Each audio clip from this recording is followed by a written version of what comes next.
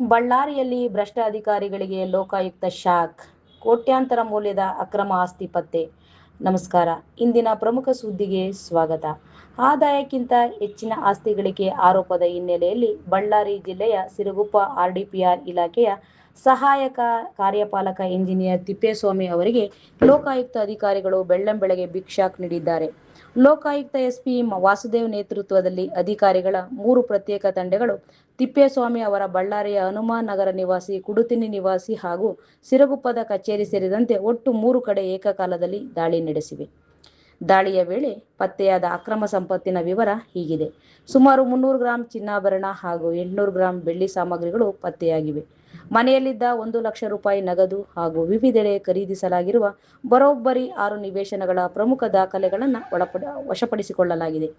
ಆರೋಪಿ ಅಧಿಕಾರಿಯ ಬ್ಯಾಂಕ್ ಖಾತೆಯಲ್ಲಿದ್ದ 5 ಲಕ್ಷ ರೂಪಾಯಿ ಹಣವನ್ನು ಅಧಿಕಾರಿಗಳು ತಕ್ಷಣವೇ ಜಪ್ತಿ ಮಾಡಿದ್ದಾರೆ.